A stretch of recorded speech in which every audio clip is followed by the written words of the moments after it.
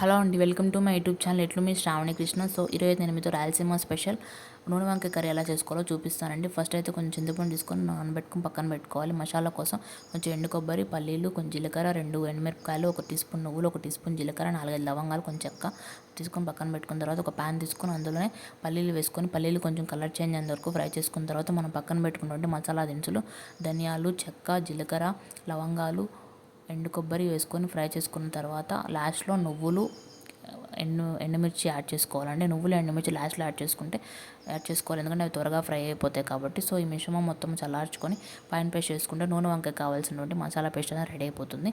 తర్వాత ఒక ప్యాన్ తీసుకొని అందులో డీప్ ఫ్రై సరిపడా ఆయిల్ వేసుకొని మనం కట్ చేసి పెట్టుకున్నటువంటి వంకాయలు యాడ్ చేసుకొని ఒక 80% ఫ్రై చేసుకోవాలండి. ఎందుకంటే మనకి మసాలాలో పేస్ట్లో మనకి వంకాయలు అనేవి మంచిగా ఫ్రై అవ్వవు కాబట్టి ఇక్కడ మనం ఒక 80% ఫ్రై చేసుకొని మిగతా 20% మనం కర్రీలో ఫ్రై చేసుకుంటే వంకాయ అనేది బాగా కుక్ అవుతుంది.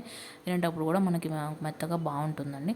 సో ఈ మంచిగా ఫ్రై చేసుకొని పక్కకు తీసేసుకోవాలి. తర్వాత ఒక 2 టమాటాలు కట్ చేసి పెట్టుకొని దాన్ని మిక్సీ జార్లోకి వేసుకొని టమాటా ప్యూరీలా చేసుకోవాలండి. తర్వాత మనం డీప్ ఫ్రై సరిపడా ఆయిల్ అనేది కొంచెం పక్క తీసేసి ఒక 2 టీ స్పూన్ ఆయిల్ మాత్రమే ఉంచుకొని అందులో జీలకర్ర వేసుకొని జీలకర్ర బాగా ఫ్రై అయిన తర్వాత 2 ఆనియన్స్ కట్ చేసుకొని వేసుకోవాలి. అందులోనే టేస్ట్ సరిపడా సాల్ట్, 1/2 టీ స్పూన్ పసుపు వేసుకుంటే ఆనియన్స్ మంచిగా ఫ్రై అయిపోతాయి. ఆనియన్స్ మంచిగా ఫ్రై అయ్యేంత వరకు మిక్స్ చేసుకుంటూ తర్వాత 1 టీ స్పూన్ అల్లం వెల్లుల్లి పేస్ట్ కూడా యాడ్ చేసుకొని బాగా మిక్స్ చేసుకోవాలి. అల్లం వెల్లుల్లి పేస్ట్ మంచి పచ్చివాసన పోయేంత వరకు ఫ్రై చేసుకోవాలండి. అందులోనే కొంచెం కరివేపాకు కూడా యాడ్ చేసుకుంటే మనకి మంచి ఫ్లేవర్తో పాటు టేస్ట్ కూడా బాగుంటుంది. సో ఈ ఆనియన్స్ అనేవి మంచిగా ఫ్రై అయిన తర్వాత మనం మిక్సీ చేసి పెట్టుకుంటుండే టమాటా ప్యూరీ కూడా ఇందులో యాడ్ చేసుకోవాలండి.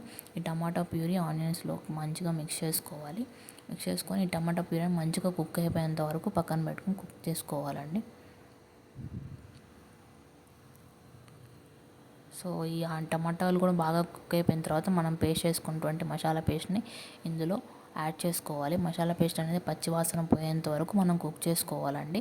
ఈ మసాలా పేస్ట్ మిక్సీ జార్లో కొంచెం వాటర్ ఉంటాయి కాబట్టి ఆ వాటర్ కూడా ఇందులోనే యాడ్ చేసేసుకొని ఈ మసాలా పేస్ట్ మొత్తాన్ని కూడా బాగా కుక్ చేసుకోవాలండి. పచ్చివాసన అంతా పోవాలి. మధ్య మధ్యలో తిప్పుతూ ఉండాలండి, లేదంటే అడుగు పట్టేస్తుంది. సో మధ్య మధ్యలో తిప్పుకుంటూ ఈ మసాలా పేస్ట్ మొత్తాన్ని కూడా బాగా కుక్ చేసుకున్న తర్వాత పైకి ఆయిల్ అనేది కొంచెం తేలుతుంది. అప్పుడు మనం కొంచెం టేస్ట్ సరిపడా కారం కూడా యాడ్ చేసుకొని బాగా మిక్స్ చేసుకున్న తర్వాత మనం చింతపండు గుజ్జు కూడా ఇందులో యాడ్ చేసుకోవాలి. చింతపండు గుజ్జు వేసుకొని మంచిగా మిక్స్ చేసుకోవాలండి. మిక్స్ చేసుకున్నటువంటి మాకు తర్వాత మనము పక్కన ఫ్రై చేసి పెట్టుకున్నటువంటి వంకాయలు కూడా ఇందులో యాడ్ చేసుకొని వంకాయలోకి మసాలా అంతా పట్టేలాగా బాగా మిక్స్ చేసుకోవాలి. మిక్స్ చేసుకున్న తర్వాత ఈ మిశ్రమం మొత్తాన్ని కూడా బాగా కుక్ చేసుకోవాలండి. అది కొంచెం బాగా కుక్ అయిన తర్వాత అప్పుడు ఒక టీ గ్లాస్ వాటర్ అనేది యాడ్ చేసుకోవాలి. ఎందుకంటే మనకి కొంచెం కలుపుకోవడానికి బాగా ఉండాలి కాబట్టి గుజ్జుగా ఒక టీ గ్లాస్ ఎక్కువ వాటర్ లేదని ఒక టీ గ్లాస్ యాడ్ చేసుకొని లిడ్ క్లోజ్ చేసుకొని బాగా కుక్ చేసుకోవాలి. మధ్య మధ్యలో మూత తీసి తిప్పుతూ ఉండాలండి, లేదంటే పేస్ట్ అనేది అడుగు పట్టేస్తుంది. సో మంచిగా కుక్ అయిపోయిన తర్వాత కొత్తిమీర యాడ్ చేసుకొని దించేసుకుంటే మనకు టేస్టీగా ఉన్నటువంటి నూనె వంకాయ కర్రీ రెడీ అయిపోతుందండి. ఈ కర్రీ మనకి సంగట్లోకి, అన్నంలోకి, చపాతీల్లోకి చాలా టేస్టీగా ఉంటుంది. సో మీకు కనుక ఈ వీడియో నచ్చినట్టయితే సబ్స్క్రైబ్ చేసుకోవడం మర్చిపోవద్దు. Thank you so much for watching.